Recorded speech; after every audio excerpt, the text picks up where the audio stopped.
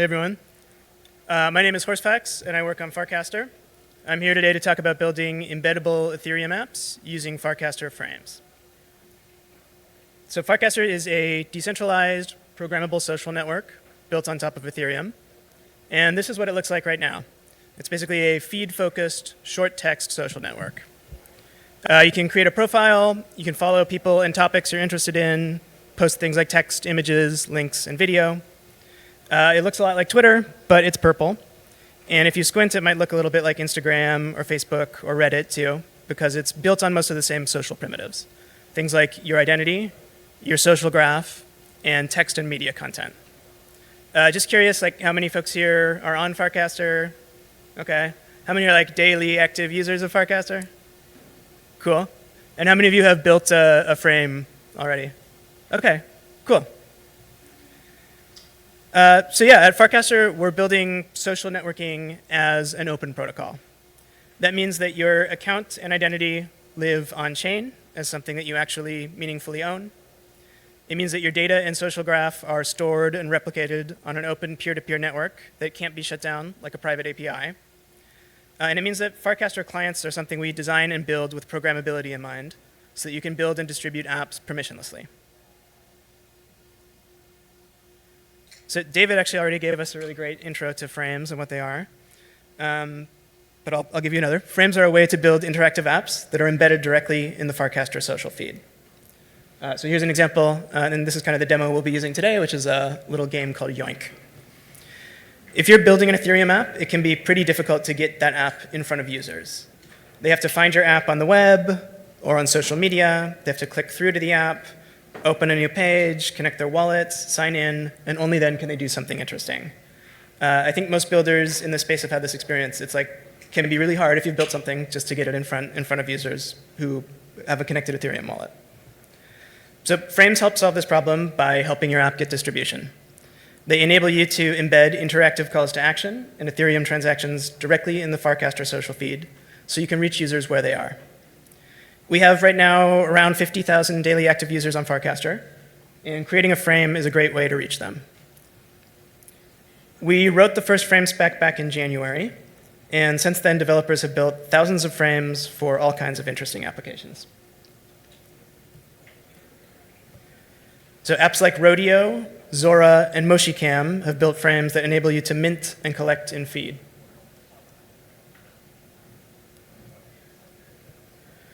On Farcaster, every polymarket link is a frame where you can make a prediction in just a few taps.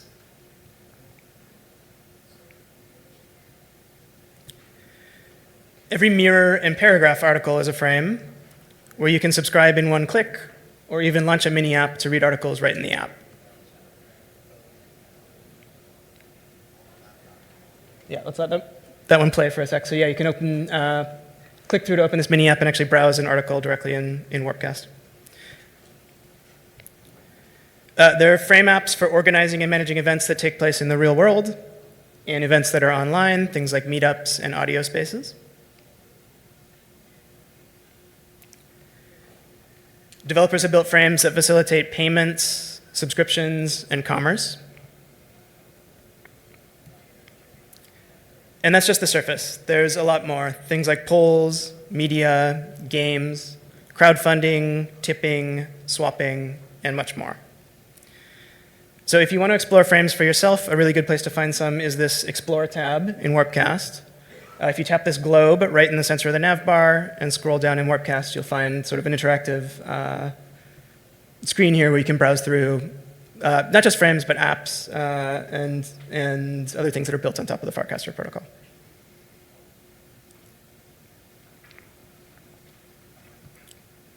So frames are cool on their own, just as like an embed that appears in the feed, but they get even more interesting when you combine them with other programmable surfaces in Farcaster.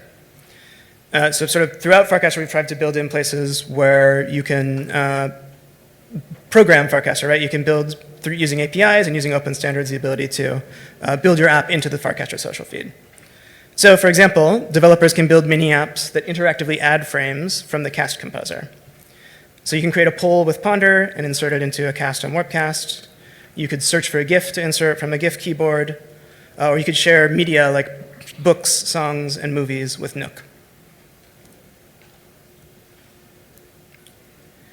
You can also launch a frame by clicking on a cast to take actions like translating, bookmarking, and tipping that exist in kind of the context of a cast.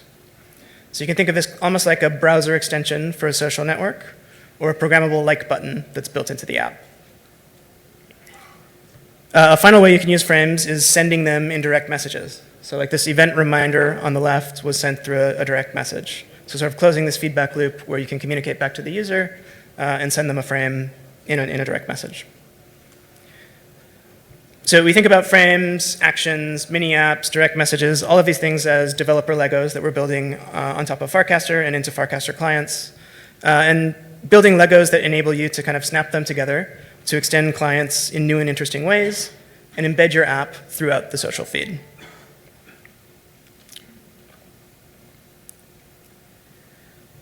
Frames are not just on Farcaster. They originated on Farcaster, but ultimately they're based on a pretty simple open spec that anyone can implement.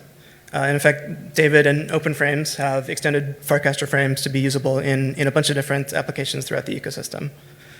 So thanks to projects like OpenFrames, you can build frames that now work across Farcaster, Lens, XMTP, the open web, and even like you demoed using their extension on X. We think there are now at least 24 apps that display frames across the Ethereum ecosystem. You can see some of them here. On the left here as well, you can see a frame that's embedded in Lens, so a math quiz frame that works across the Farcaster and Lens ecosystem.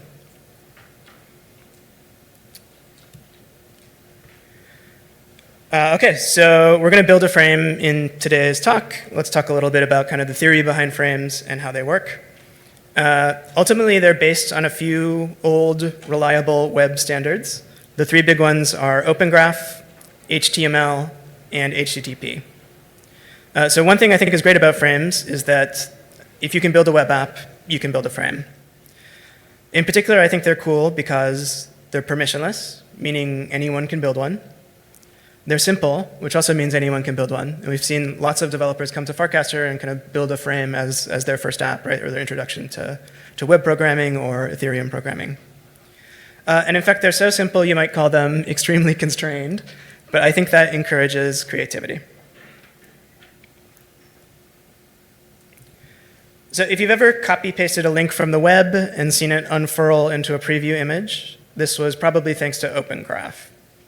And here's a great example, right? If you copy a GitHub repo URL and paste it into Twitter, you get an image that looks like this. It's this nice dynamic image that shows the repo name, icon, number of stars, and forks.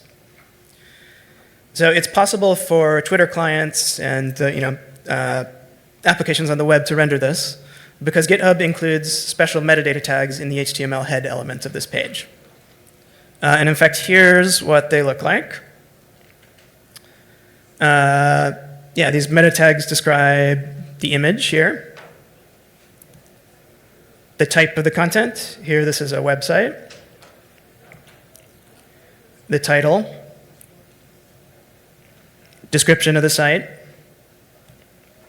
and a URL. So when you post your tweet, Twitter makes an HTTP request to fetch this page, loads the HTML, looks for the head element, parses these metadata tags out of it, and then ultimately renders this really nice image instead of the plain URL. So Open Graph is actually kind of an old-ish standard at this point. It was created way back in 2010 by Facebook, but it's still very widely used around the web. And in fact, you might have seen more of these dynamic images around the web lately. If you use Vercel, they have really good tools like Satori, which are used for rendering HTML into a nice dynamic image. And in fact, one of our inspirations for frames was the fact that we were already rendering these share images for Farcaster casts. You can like click within Warpcast and share out an image, and we'll render this share image that you can post around the web. We realized kind of by building this that there were pretty good tooling out there for rendering JSX, rendering HTML to images, and so it's kind of becoming possible to turn Open Graph previews into these simple, if constrained, UIs.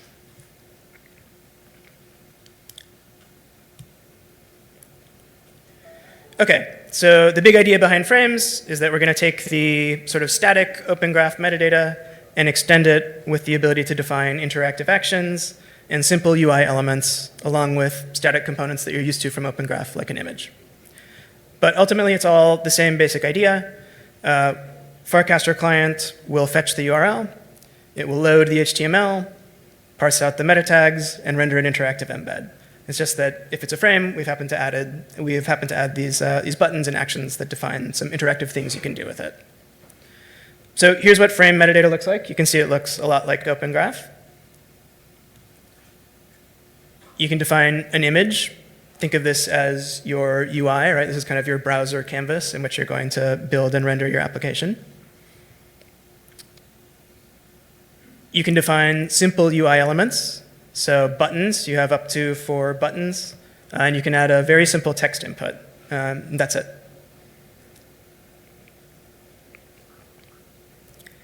And then finally, you can define a web server, which is how your frame handles interactive actions over HTTP. So it's kind of like if Open Graph was created by cool Mark Zuckerberg. That did not land. All right. Cool. Okay. So here's how a frame interacts with the server, like kind of the whole life cycle more concretely. We've got the cast composer up here. This is where you're typing in your cast, your post. So yeah, when you first post a link, your Farcaster client will get the URL. The frame server then returns an HTML page, right? This defines those images, buttons, and actions in the markup. The client parses that frame metadata and renders it in feed. So it looks like this. Frame server returns frame metadata, the client parses that and renders it. So clients will typically cache this initial frame. In fact, in Warpcast, they're like cached quite heavily, so we can build feeds and render them quickly, which is kind of a common frame gotcha. So be careful about this in that your layout and your initial image will typically be cached. Okay, so now when the user comes and clicks a button, the client makes a post request to the server. And this post request includes some information about which button was clicked and the user's identity. From there, the server can return HTML that defines another frame. And if there's a button to click in that frame, the client posts back to the server. It can return another frame, so on and so forth, sort of just back and forth HTTP request response cycle. So this means you can chain frames together to create workflows that have multiple steps. You can branch based on user input, return frame A if this, return frame B if that. And you can even compose frames, kind of like you might compose functions. You can have one frame make a request to another.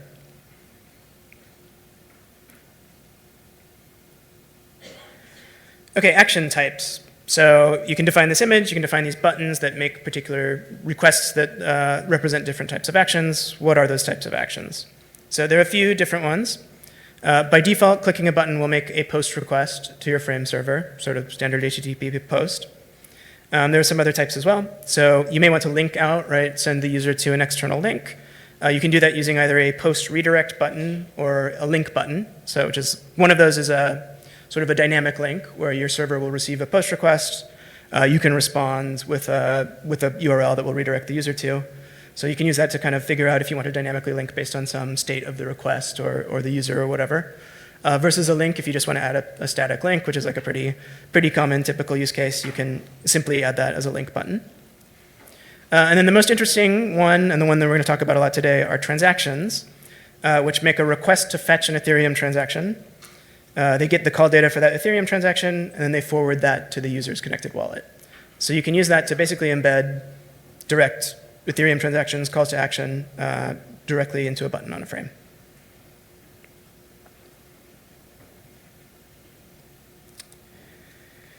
Okay, so images and buttons in HTML metadata, you can think of these as defining your frame UI.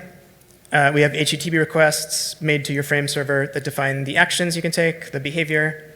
There's one more really important frames concept to cover, which is the signed frame message. So this is the data payload that the client posts whenever you click a frame button. And this is a JSON object that looks like this. It's compact, but it actually communicates a bunch of useful information to your frame server. So up here you get the Farcaster user ID of who interacted with the frame. In this case it was me, that's my FID 361. It tells you what frame they interacted with and when they did it. You get in here in this cast ID component information about the cast, the post where the frame was embedded. And that includes who posted that cast, which is very useful.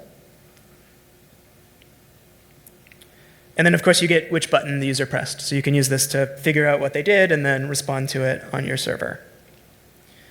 So in addition to all this, since Farcaster data is open and public, you can further enhance this with data from the user's social graph or on-chain history.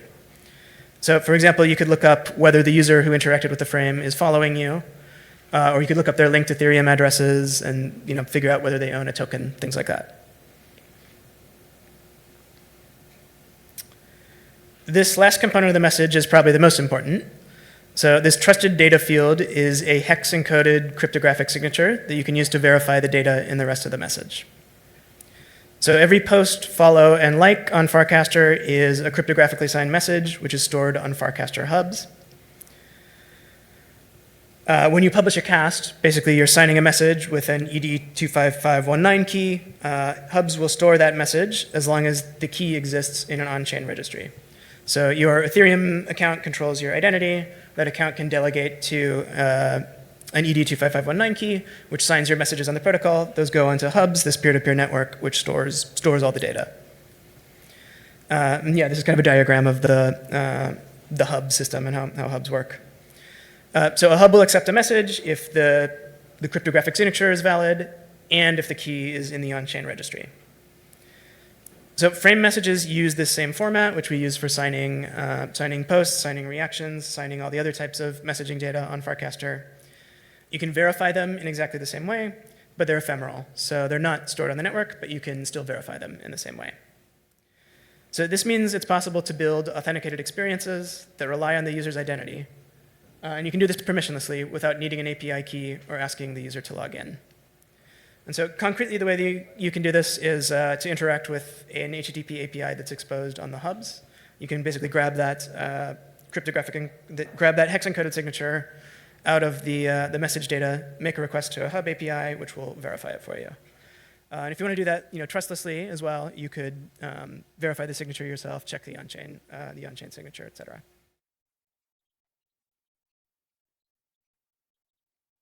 And that's it. So frames are HTML markup that describes an image and buttons. They are HTTP requests back and forth to a web server. And they're assigned data payload. Those are the three most important principles. OK, so some design principles for building good frames. I think we've seen thousands of frames built over the past year, and after seeing lots of experiments in the wild, there are a few principles that I'd encourage for building good frames. The most important is to just keep them simple, fast, and focused. The very best frames have a clear call to action and a linear workflow with only 1 or 2 steps. So if you're trying to build like a complex multi-step app that has a lot of branching and error handling and callbacks, a frame might not be the best way to build your app. They're really good for simple calls to action, linear workflows without too much branching. I like to think of a frame kind of as a Game Boy, right? It's this very simple constrained user interface. You have a couple buttons, and you want to fit sort of a simple, fun, fast experience into a very limited UI. Or even better, think of like the Wii U, if you remember this. Think of it as the little gamepad screen that was built into the Wii U. Basically, there's a whole game, your application, that's going on outside your frame. But your frame is a way that you can highlight a specific action in context in the feed and encourage somebody to take an action in context now. You can definitely build your app frame first if you want. And frames are permissionless open standards, so you can do whatever you want with them. But I think it's almost always best to keep them simple. Here are a couple examples I grabbed that I think are good frames. This one is from Hypersub, which is a subscription service. And what I really like about this one is that it has a very clear CTA, just has a single button, and it has really good default settings. So you can see, well, Yeah, you can see by default it will subscribe you to a single month. So you can ask the user for kind of complex input, but by default it is doing something with a good default. So yeah, this frame has a really simple, straightforward, single-click workflow. You send the transaction, and it shows you the receipt right away. That's it. So I think this is a great way to bring a really simple call to action directly into the feed. Here's another one. This one's from Zora. I like this because it has one very clear in-feed action, mint, and it includes a link out to the main app if you want to do more. So don't think of the frame as your entire app kind of crammed into the social feed, into this very constrained UI that we provide with frames.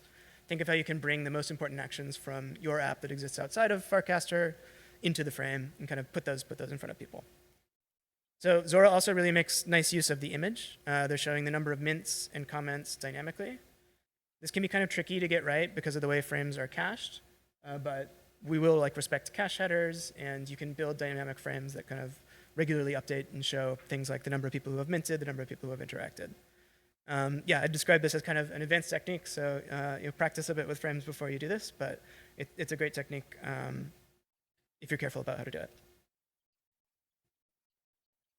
So Paradigm put together a great resource called the Frame Interface Guidelines, which has a bunch of principles for building good frames. If you're interested in expanding on this, I would encourage folks to go check that out. So there's a Figma guide and a bunch of guidelines here for how to think about building UI and how to think about building really good user interactions in frames.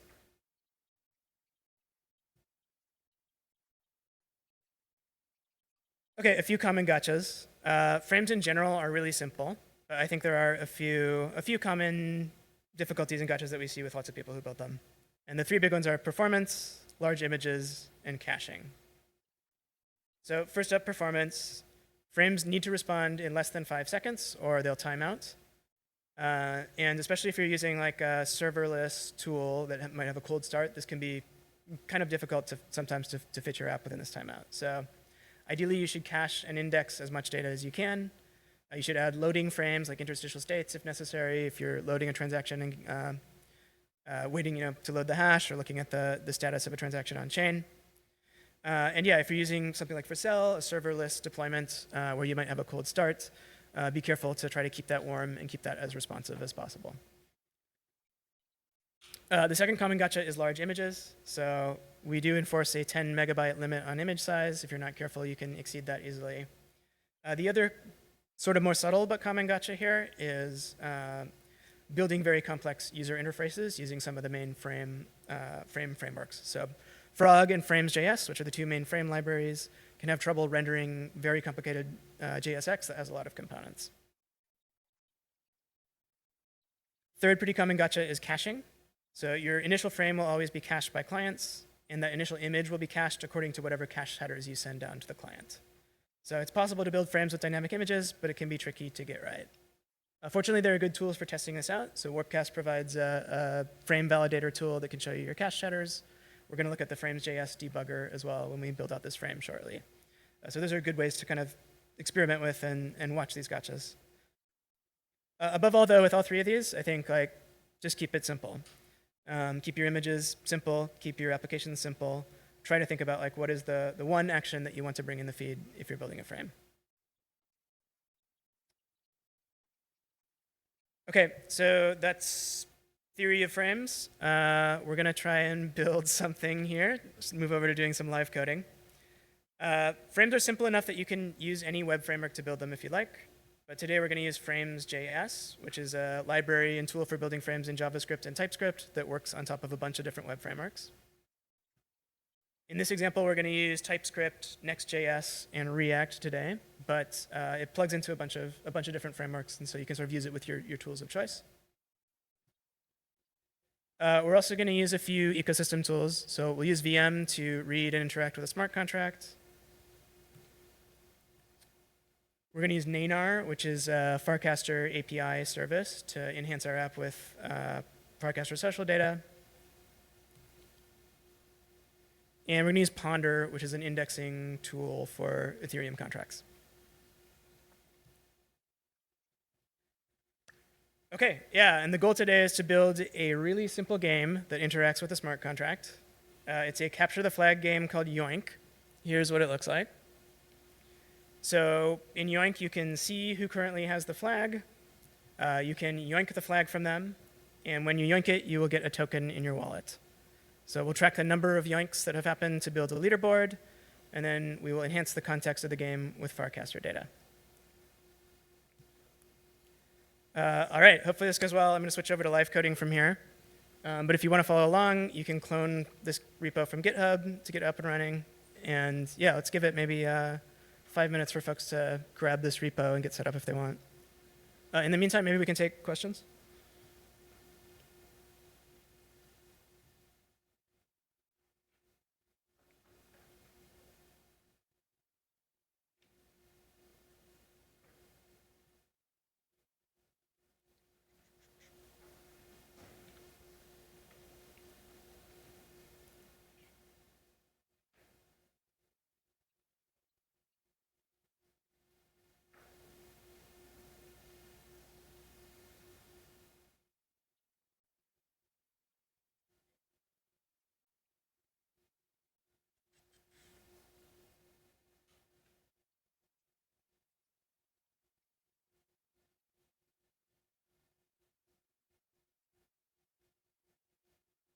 All right, we'll give it like 30 more seconds, then I'm going to switch over.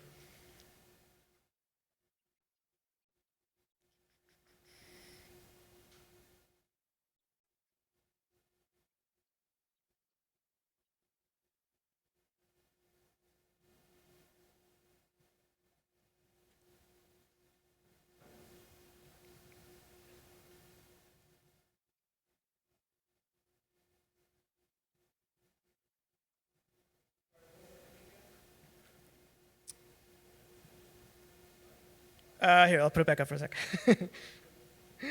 Yeah, github.com/horsefacts/yoink devcon.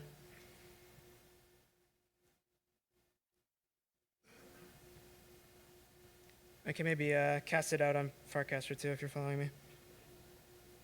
Let's do that.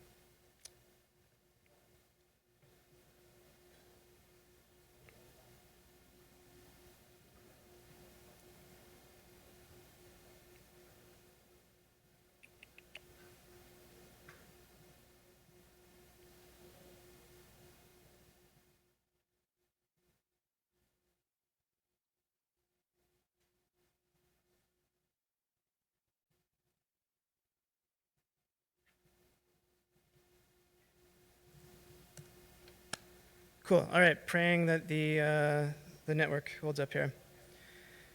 Okay, so yeah, here's our Yoink repo. This is our frames.js repo. This has been created with just like the frames.js starter kit. We'll give a quick walk through the repo here.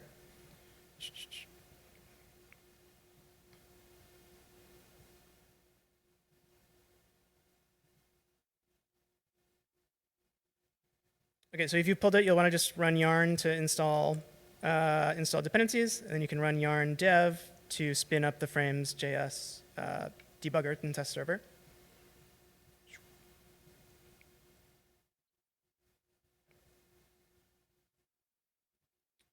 We'll look at this frames.js debugger in a sec, but let's take a quick look at how this is all laid out first.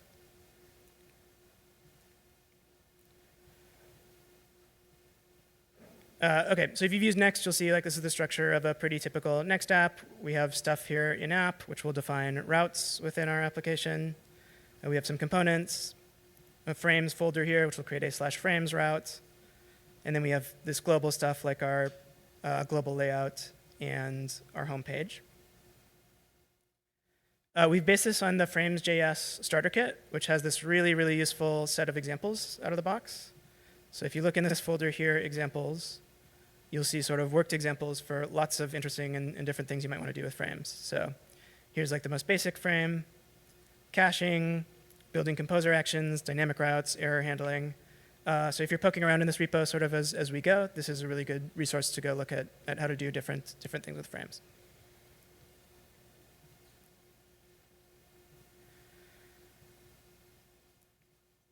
So basic structure of our app here, we have the home page. And then nested inside this frames directory, we'll have our actual frames code. And we can go look at this home page.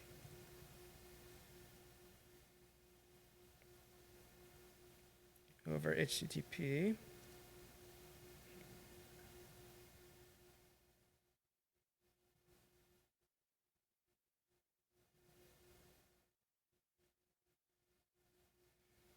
Cool. So you can see here, if we look in our page markup, we're serving these meta tags, right, that we looked at: FC frame image, open graph image, and our frame buttons from this entry point of our app. Unfortunately, Frames.js takes care of injecting this into our homepage and everything for us. We can just work on building the frames using the tools that it's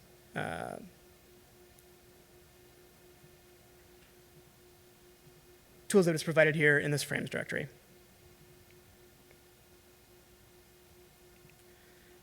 Okay, so let's look at Yoink from the top, and then we'll kind of roll back and build it out step by step.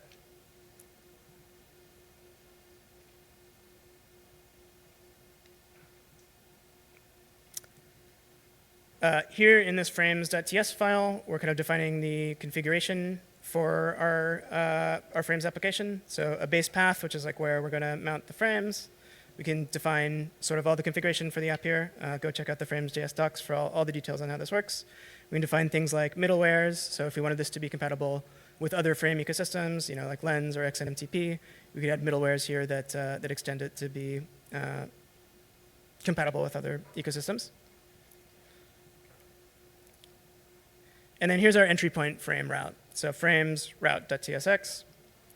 And you can see we're kind of mirroring that structure that we looked at in the frame meta tags. We can define an image and some buttons. And the cool thing about Frames.js is that we can define this image dynamically using JSX. So if you're familiar with writing React, you can build up a dynamic image here just by using JSX components. We can also use Tailwind styles in here. So you can see we have like flex column, font bold, text 8XL, all of these Tailwind identifiers. You can use these to style your frames as you're developing them. So here's our simple entry point image. It says yoink. Click to yoink the flag. We have a button. And this button points to another frame. It's pointing to this path @/start.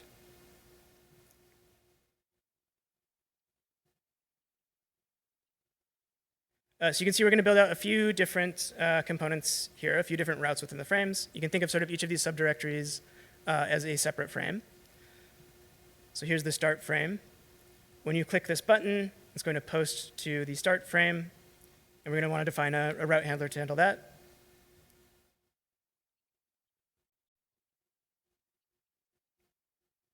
Here's this frame.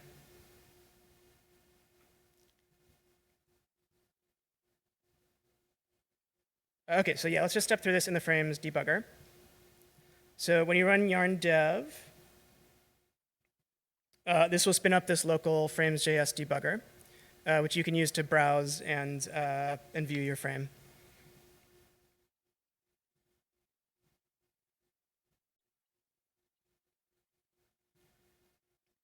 This provides a bunch of really useful information about your frame. You can see some diagnostics around the tags. You can browse your console. You can see the meta tags. And then you can sort of step through your frame step by step here. So we'll click start.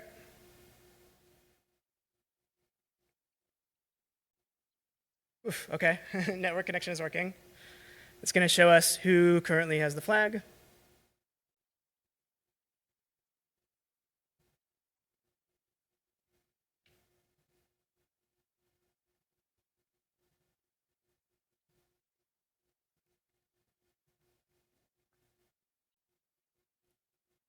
We'll do a transaction here.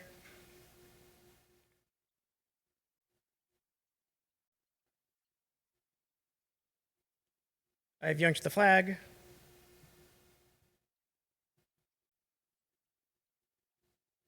I can click an external link here to go view that transaction on base scan.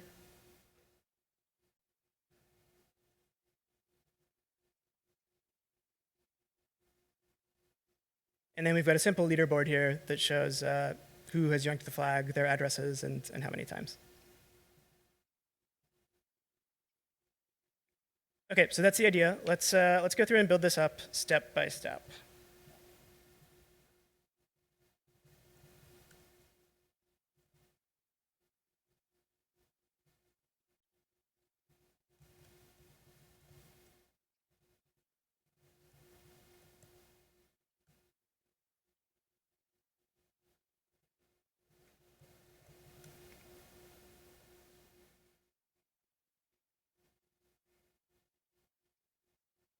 OK, so we're back to the frames.js starter here. We have kind of a simple demo app where we can increment and decrement a counter.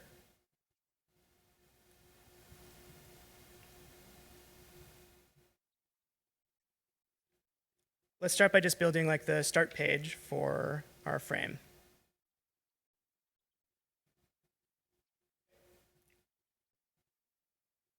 So we'll come in here to our entry point route.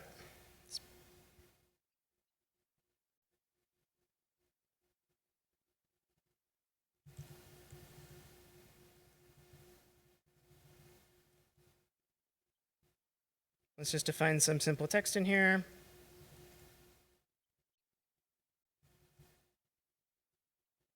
Yoink.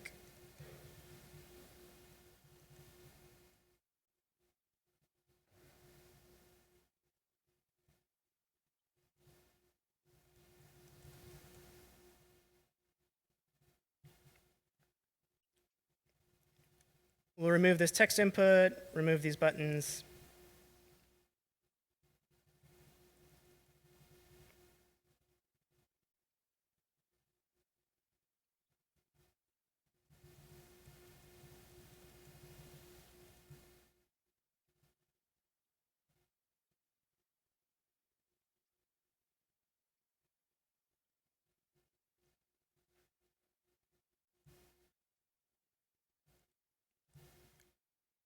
And for now, we'll just put a simple button here that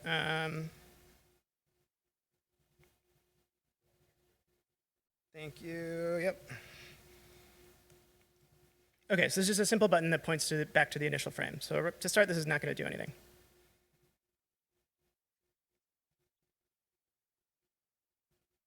Cool. OK, so there's our image. Yoink, click to yoink the flag. We have a button.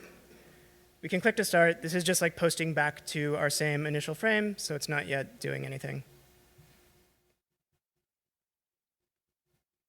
So if we wanted to, we could access the context from this request. So that information that's in that signed frame message in this context object.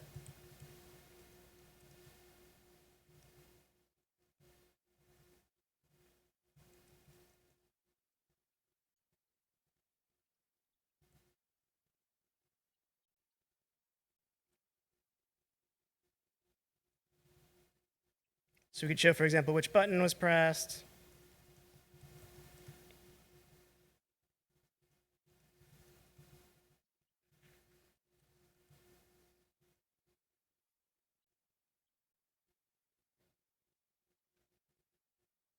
Or the ID of the user who pressed it. So we'll just put those here in this initial frame. Cool.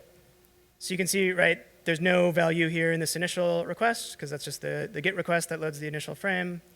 Once I press the button, it receives that signed payload, including information about who's interacting with it. And we can embed that information into the frame. So you could build an entire app with like a single frame route if you want, doing your switching and branching within a single route, just like posting back to one route if you want. I think there are a couple examples, like the simple examples in frames.js do this. But if you're building an app with like more than one workflow, for me at least, it makes sense to kind of separate these out into individual routes for every single frame. So we'll kind of define one API route or one frame API route for each frame. So in this case, let's create a start route. And we're going to, when we push this button, we will send the request to the start frame.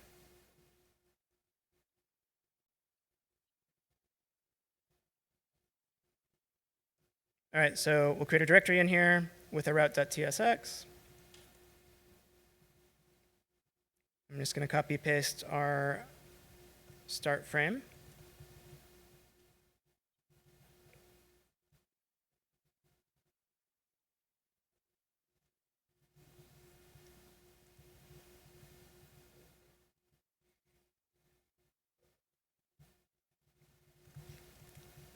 And let's just change the text on this frame.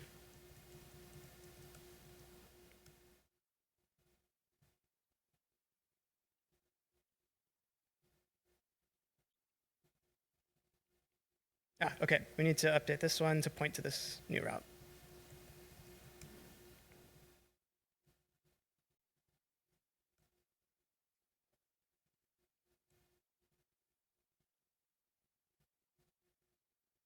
Cool.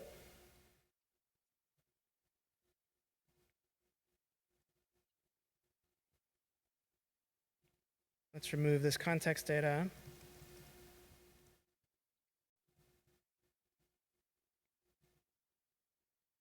Cool. So we've got our initial frame, right, our entry point. We're posting and sort of, you can think of it as returning a new frame or kind of redirecting to the next frame that's going to handle the next step in the workflow. So with Yoink, it would be really cool to use like a dynamic image that shows the number of Yoinks on the first image and shows a bunch of contextual information. That's kind of difficult to do in our demo and difficult to do with caching. So we're going to adopt this pattern where there's always a start button. We're going to load some data dynamically into that second step and display it in that second step. So if you're building frames and want to avoid some of these issues with caching, it's not a bad idea to sort of always start with this start step, this initial interaction, and you can start loading dynamically data from there. It's a lot easier to avoid issues that you might bump into with caching. So we'll follow that approach here.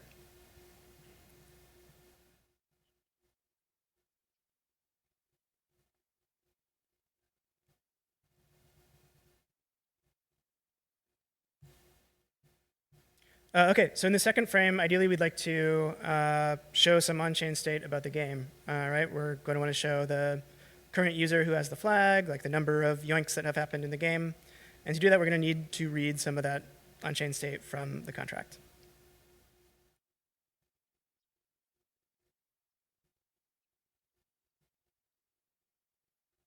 We can do a super quick tour of the Yoink contract. This is not a Solidity workshop, but we can take a quick look at it. So here's how the game of Yoink works. It is a ERC 1155 token with some special logic in here for managing the game. And we're going to transfer some different tokens to people when different actions happen in the game. So we're tracking the total number of Yoinks in the game, the time it was last yoinked at, the current record for most yoinks, the address of the top yoinker, and the address of the person who last yoinked the flag. Everyone has a score stored in this mapping. And then here are the rules of yoink. So you can't yoink the flag from yourself if you already have it. We also will enforce a cooldown where you can only yoink the flag once every 10 minutes. When you yoink the flag, we will transfer you this special flag token. Also, the first time you participate, we will mint you a score token. This will show your score in your wallet. And then if you happen to be the top yoinker at any given time, we'll send you this trophy token. So we'll do some calculation on chain to calculate how long you've held the token, or how long you've held on the flag. We'll build a leaderboard, right? So track how long you've held it, how many times you've yoinked it, who's the current top yoinker, and how many times the flag has been yoinked.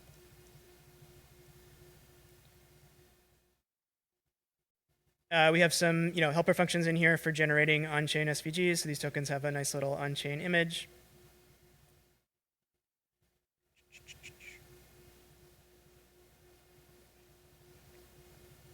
Okay, we have a lot of helper code for generating the on-chain SVGs. And then the flag and trophy are special tokens, so they're soul-bound, they're non-transferable, right? So if you've been issued these tokens, we're going to revert if you try to transfer them to somebody else. So only the game can transfer these tokens. You'll get the flag sent to you basically by the game contract when you yoink it. Okay, so that's the game of yoink. This contract is deployed on-chain on base.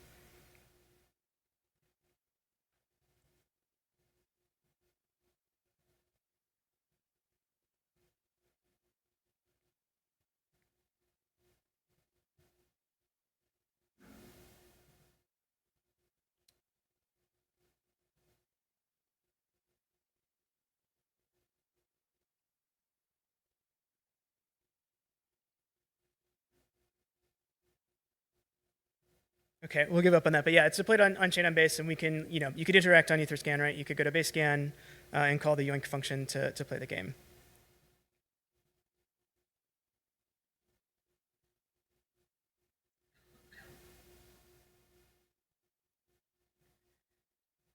Okay, so let's set up to actually read some data from this contract in our frame.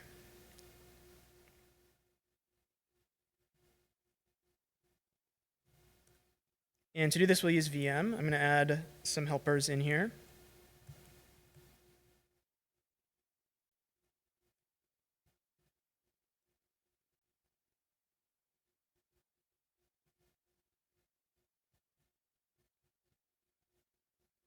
Oh, here we are. We're back. All right, no.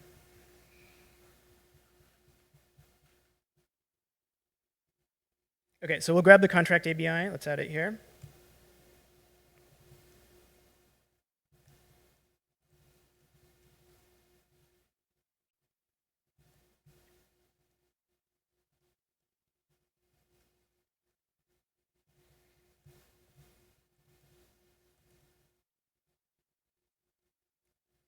And let's get the contract address.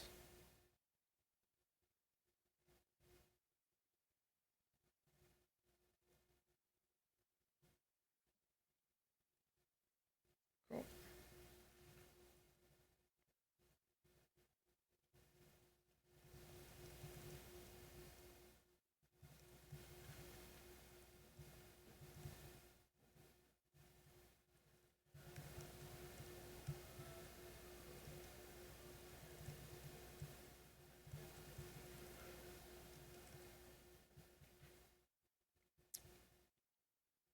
All right, and in order to interact with it using VM, we're going to create a public client here.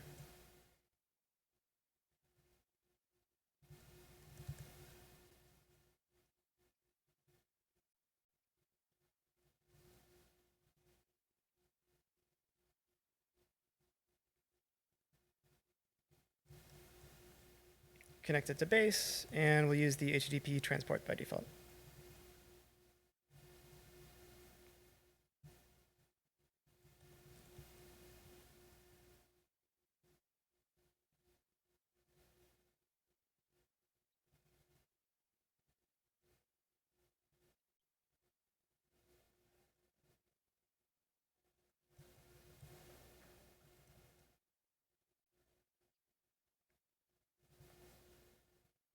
Okay, so yeah, let's start by showing how many times the flag has been yoinked. We'll just create a function here, get yoink count.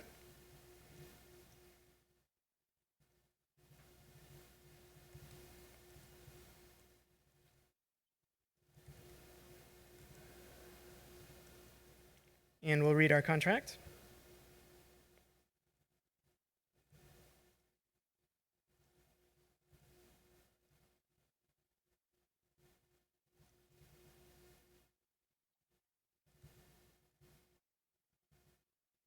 And we'll call this function, I think it's total yoinks.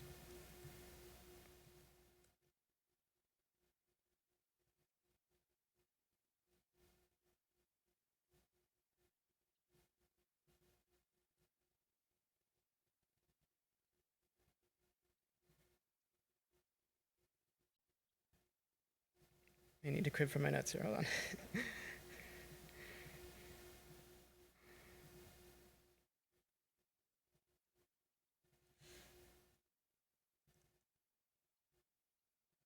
function name. All right.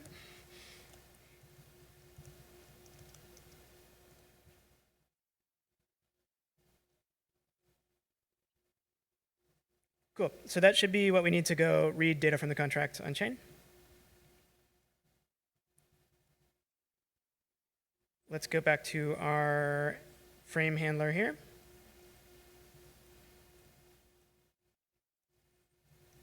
And before we render the image, right, we can call that function to read some data.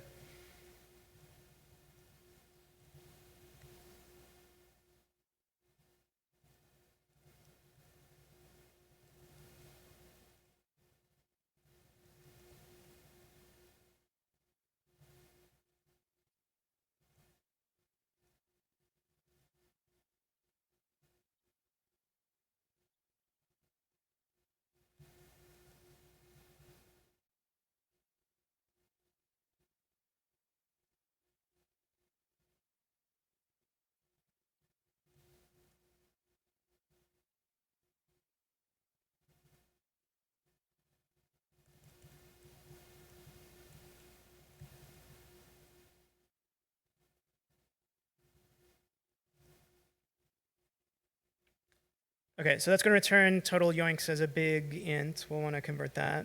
Let's do that in the function. Oh yeah, we need to await it too and return it. God, love like coding.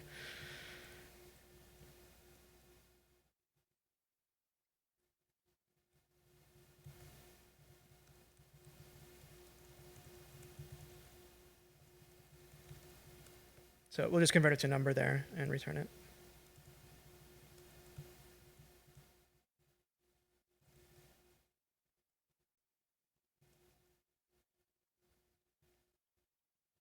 All right, let's put it all together. Cool. Ugly, but there we go. Flag has been yoinked 7 times. So we're reading that state out of the on-chain contract.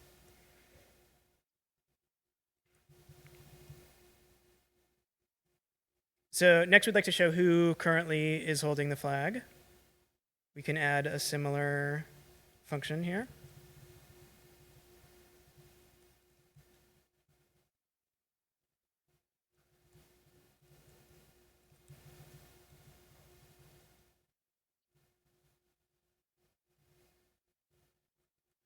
Okay, gotta go look at what this says.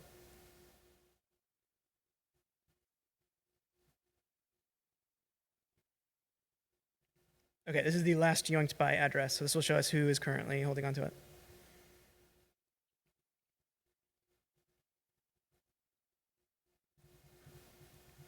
And we can just return this directly because it's going to return an address.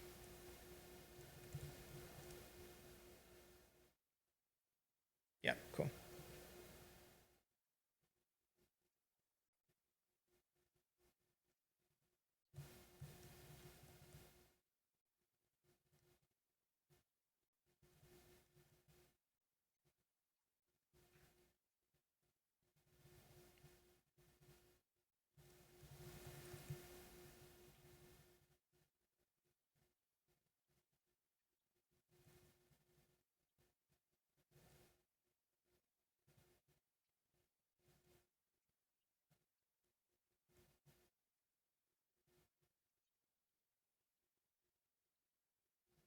Cool. Okay, so we're showing the address of the user who is currently yoinked the flag and the number of times it's been yoinked.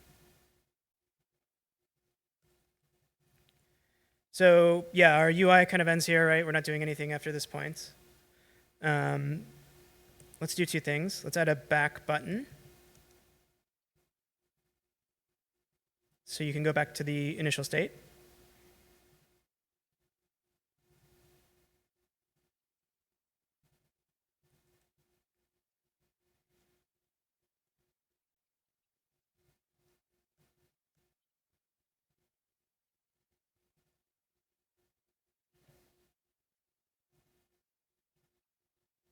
Cool. So now we can kind of go back and forth between the launch frame and this data frame, this start frame.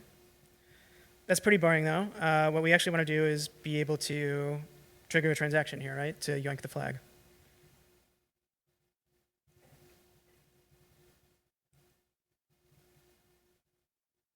So far we've been using post actions, right? Sort of the standard action is just a post. Now we're going to use a new type of action, which is a transaction action. So I'll change this here to TX. And post actions are very simple. It's just a request response. Transaction actions are a little bit more complicated because they do two things. They need to load your transaction data. They forward that to the user's wallet. Then they get back a transaction hash, and then they post that back to your frame. So there's sort of more of a back and forth. There are two steps in a transaction. So we actually need two routes when we build a transaction. One that returns the transaction call data, and one that kind of handles the next step in the frame workflow.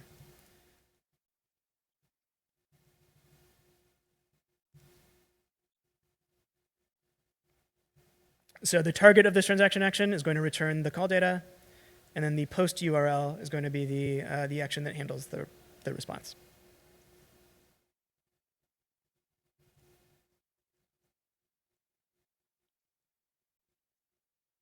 Let's call this receipt.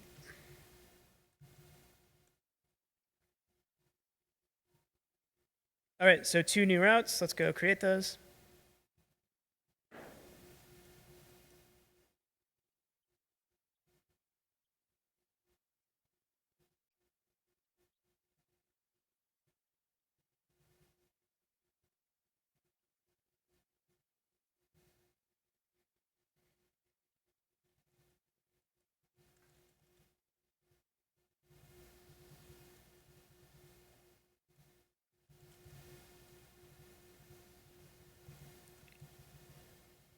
We'll just put a simple placeholder in here for the receipt.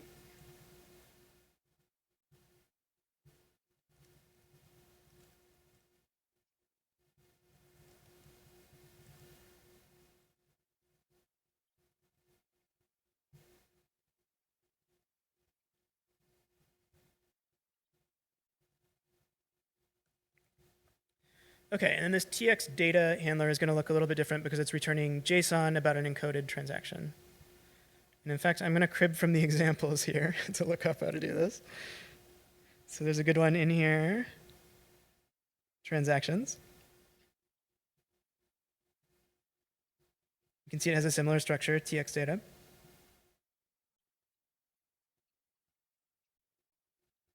So this particular example is reading from the Farcaster storage registry. It's doing some encoding of the transaction and construction of the transaction. We'll just crib from that.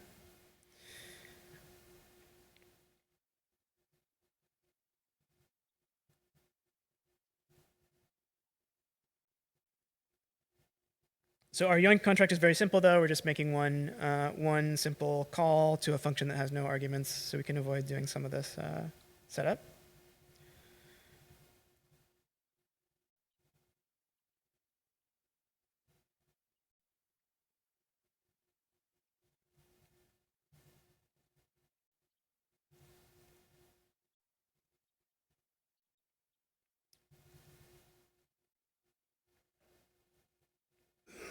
Okay, and here's the basic structure of a transaction route handler. So you're going to return JSON that looks pretty much like an Ethereum RPC request. Includes the chain ID, the method, so you can do signatures through frames as well. This is going to be just a transaction, but you could do ETH type signature v4, and then parameters that are, I think, pretty much identical to the JSON RPC call.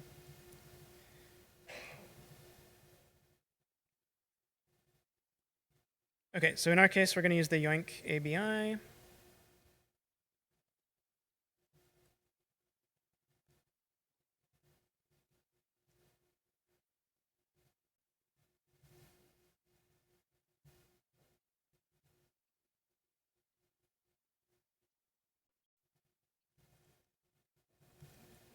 So yeah, we'll just pull in these constants that we defined in there. Oh, got to export it.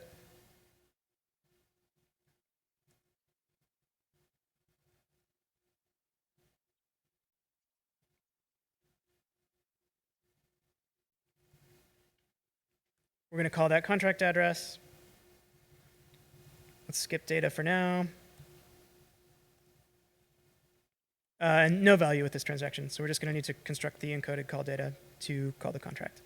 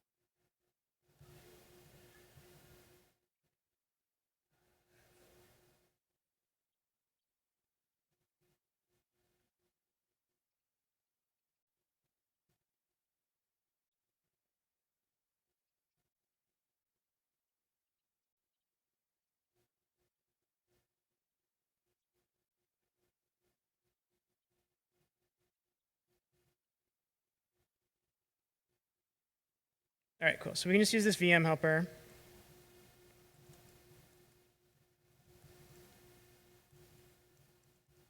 Encode function data.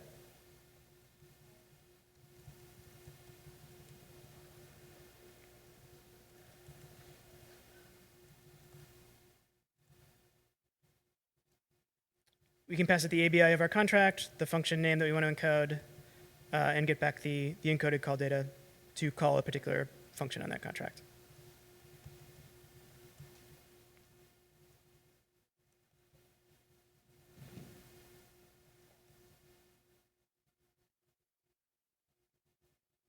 Oh, okay, and we need to change the change ID to base 8453.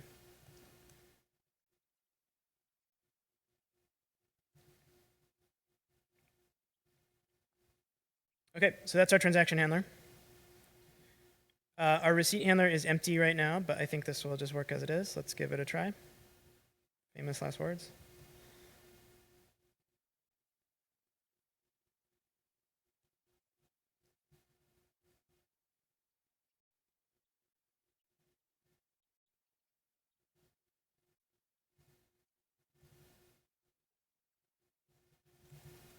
Reorder these buttons.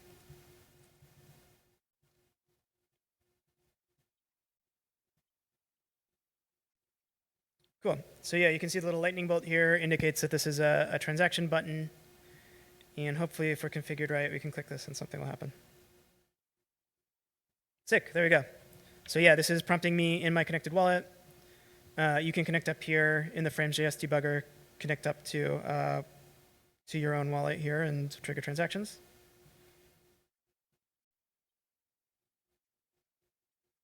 And yeah, you can see it simulated the transaction. We're transferring those tokens when I interact with it. Let's sign it.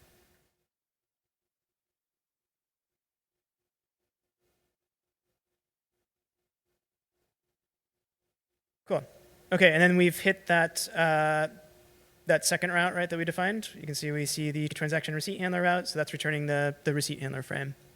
So we're not doing anything here yet, but this has received basically the transaction hash of that transaction, and we can use it to either watch the transaction and show like a loading state or show the user some feedback on what has happened. So let's build that out.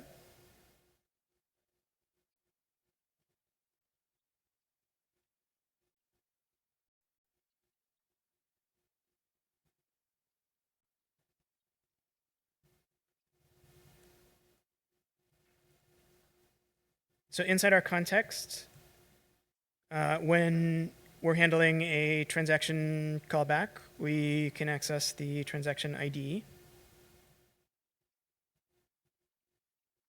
which is just a generic name for like the transaction hash. We sort of designed this because we may do Solana transactions or other types of transactions in the future. So this is just, in the EVM context, this is just the transaction hash of the transaction that was triggered.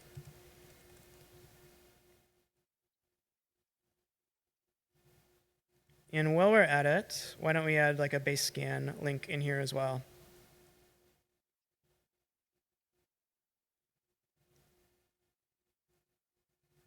So we'll define Explorer URL.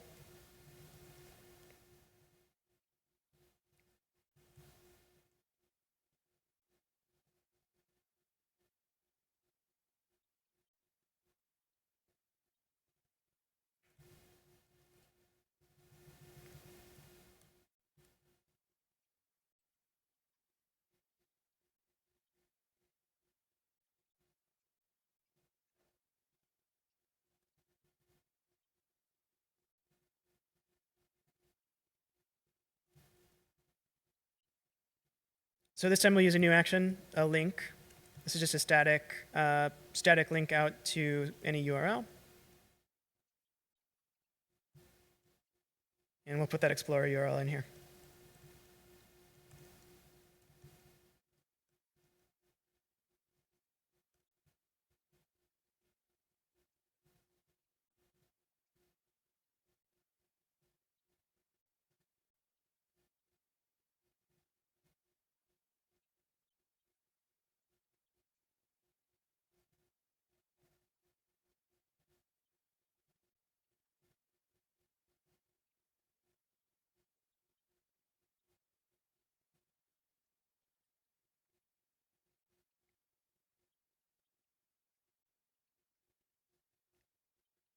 Okay, ugly, but there it is, the transaction hash, and we can click out here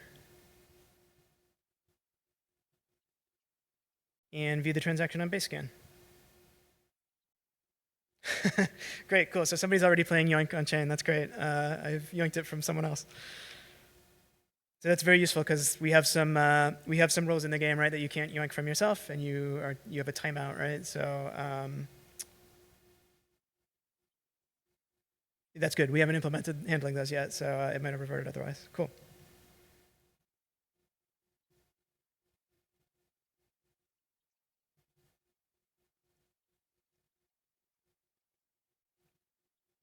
Okay, yeah. So at this point, we kind of have a fully functional yoink game. You can see who's currently holding the flag. You can yoink it. You can trigger the transaction. It's a little bit ugly in that we are only showing Ethereum addresses, right, in our frames. Transaction hash, Ethereum address, rather than enhancing this with the data we can get from Farcaster, right? So we have this long, ugly Ethereum address has the flag. We would like that to be, if possible, right, a Farcaster username or some sort of more meaningful notion of user identity. So we can let's do that, yeah. We'll add some enhancements here to show the user's identity. So to do this, I'm going to use Nanar, which is an API for accessing Farcaster data. Our example here is sort of focused on building directly interacting on chains. We haven't made great use necessarily of Farcaster social context, right? We're not really reading the user's Farcaster ID in any of these frames here. We're sort of working in the other direction, right? We're going to go look because this game is on chain and figure out working back from their Ethereum identity to what their Farcaster identity is. So since we're running a little short on time, I'm going to grab these from the example repo.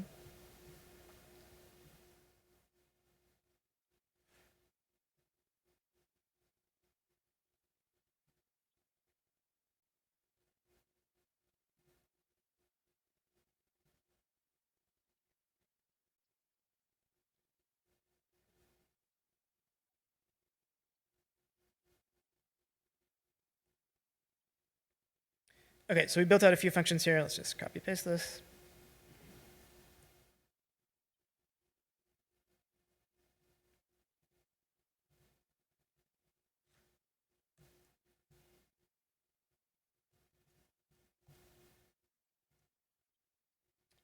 All right, we're pulling in the Nanar API client. This is going to give us access to this SDK that can give us information about Farcaster identity and sort of interactions with a bunch of different Farcaster-related APIs.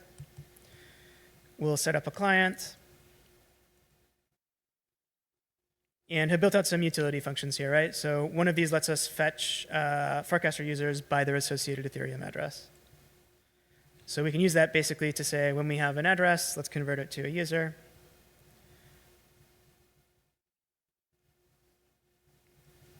Let's not worry about this one for now. And then just a helper in here for truncating addresses, which are a little bit ugly.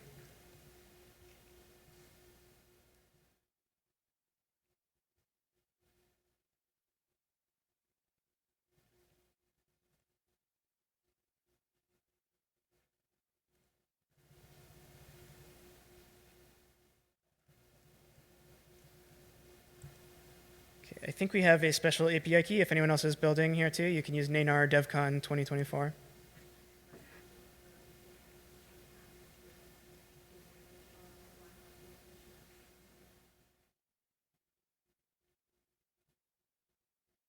Okay, and yeah, going back to our start route here, let's enhance this with the user's actual identity rather than their blockchain address.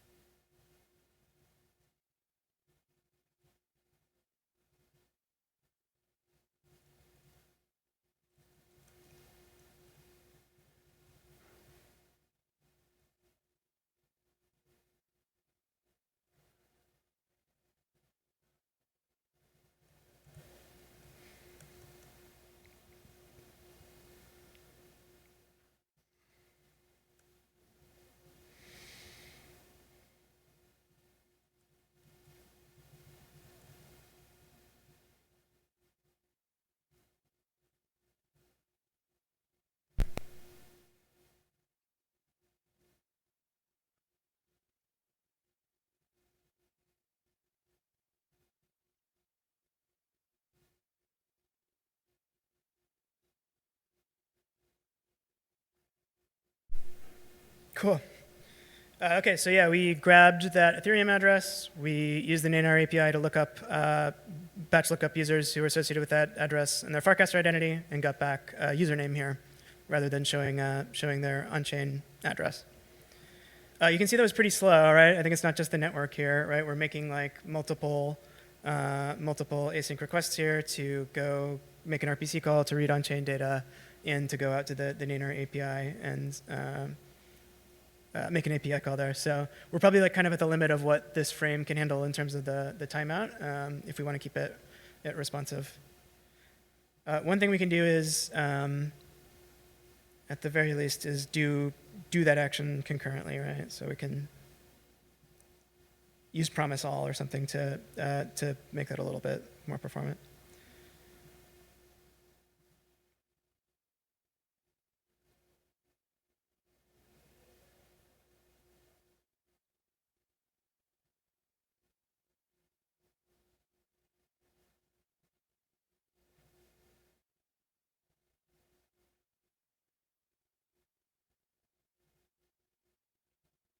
Okay, so yeah, final thing I think we may want to do in here is handle error cases from the contract.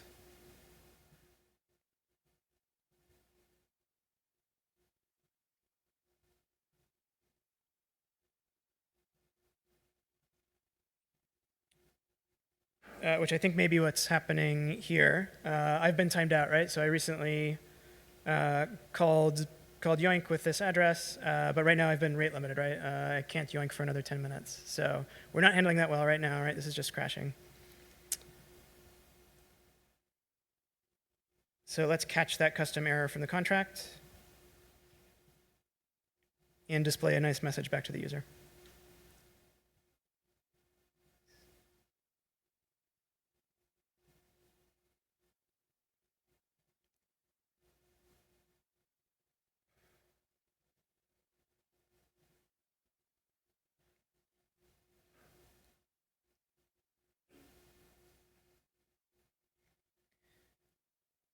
Okay, so to do this, we're going to simulate the transaction first. We're going to see if it reverts, and if we catch an error from that revert, we're going to display it back to the user.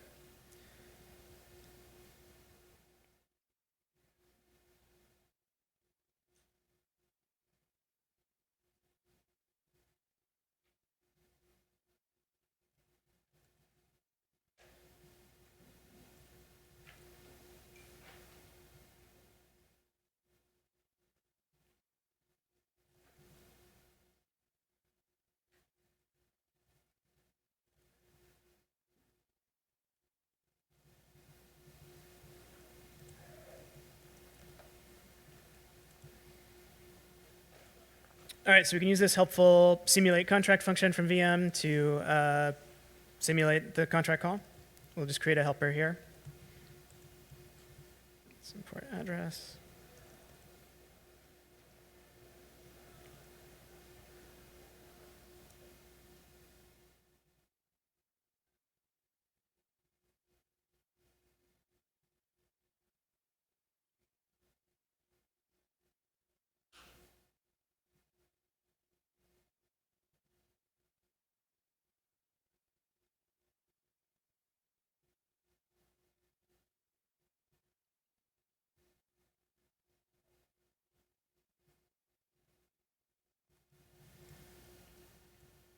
All right, and then here in our transaction call data generation handler, we will simulate the call. If we catch any errors from this, this is like pretty gnarly VM code for catching a custom error. But yeah, basically we walk these errors, anything that comes back. We'll catch the errors from, convert them from their on-chain representation, right? We have unauthorized, which is the error you'll get back if you already have the flag.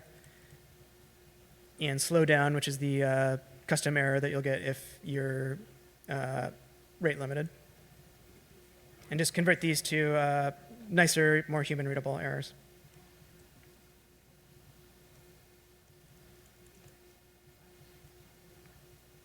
Okay, let's grab our functions here.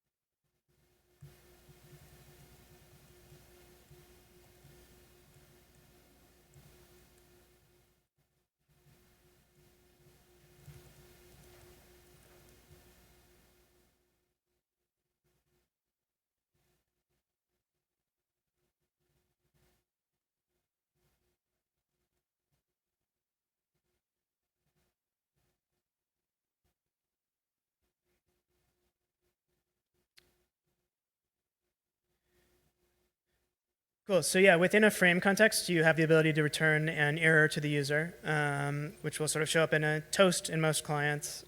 So this is sort of useful for simple error handling cases. You can do this from transaction frames. You can do it from other types of frames as well, which will just show a quick human readable error rather than returning a whole frame for an error.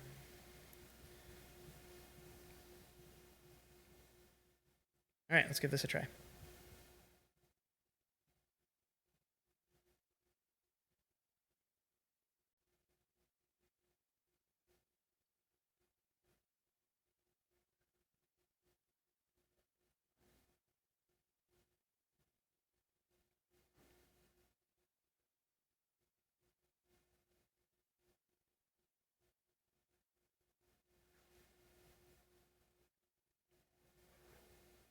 Cool. All right, I was able to call it that time. I think my timeout has passed. Let's try it again.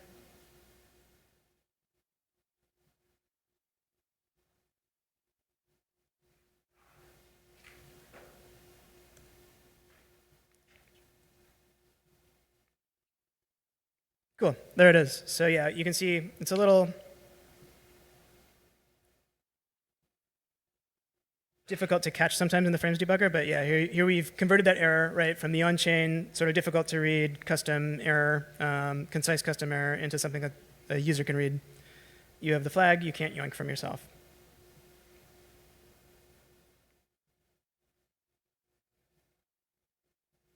And let's try out that rate limiting error as well.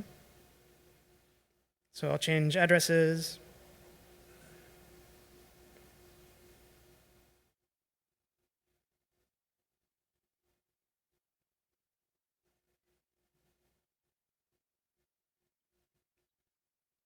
Let's change back.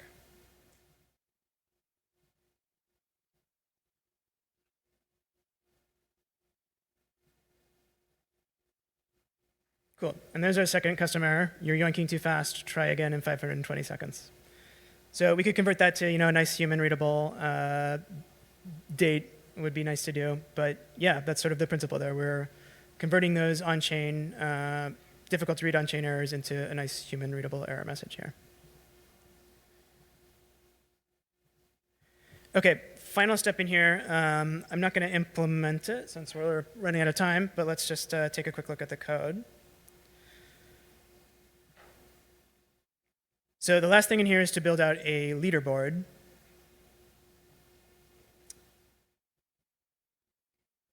And if you want to go, look at this separately, the idea here is that it's very difficult to build out a leaderboard in a performant way, right? We could load all the log data, like calculate how many people have yoinked and kind of do all those calculations within the context of the route. That's very difficult though, right? So it's a good example of where you should use an indexer or sort of caching to keep your frames performant. So there is an example in here of a really simple ponder indexer, which I built. So Ponder is a great open source tool for building indexers for Ethereum applications. You can sort of spin it up, point it at your contracts, and you get a really nice simple syntax for writing indexers. So I've set this up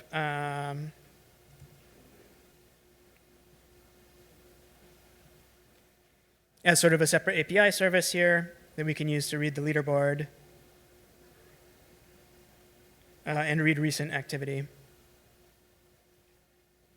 And so if you're doing anything that kind of needs real-time data, right, or performant data, it's a good idea to use something like an indexer to load that. So go check that out in the repo. You can sort of see how to interact with that API, load the data from that API, and build out a leaderboard route.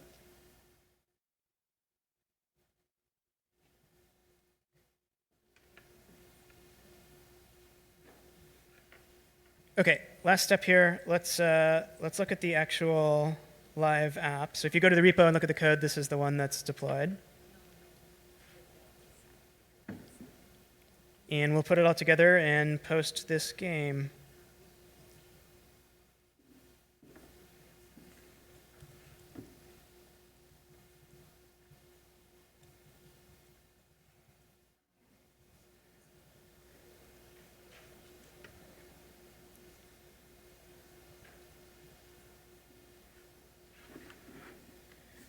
Cool. So this is the Warpcast debugger. This is kind of the final.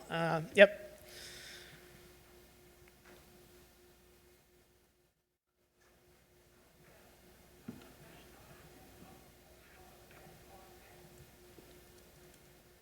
All right, here we go. New yoink just dropped.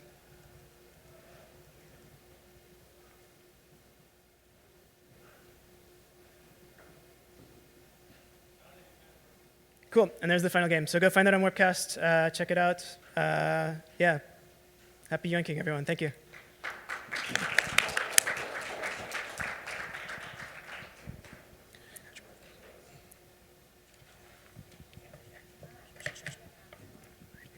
Thank you so much, Horsefacts, for the wonderful session on Farcaster frames. So we have a few questions here. So can I integrate frames to my existing site as a component, or is it, or it must be inside Farcaster? Yeah, so I would look within frames.js is a good example of this. There are a couple tools for like embedding frames on the web. In fact, frame.js, you have a renderer, right, David? Yeah.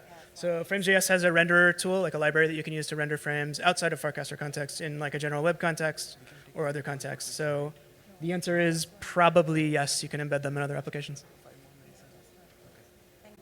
Thank you. Yep. So let's thank the speaker.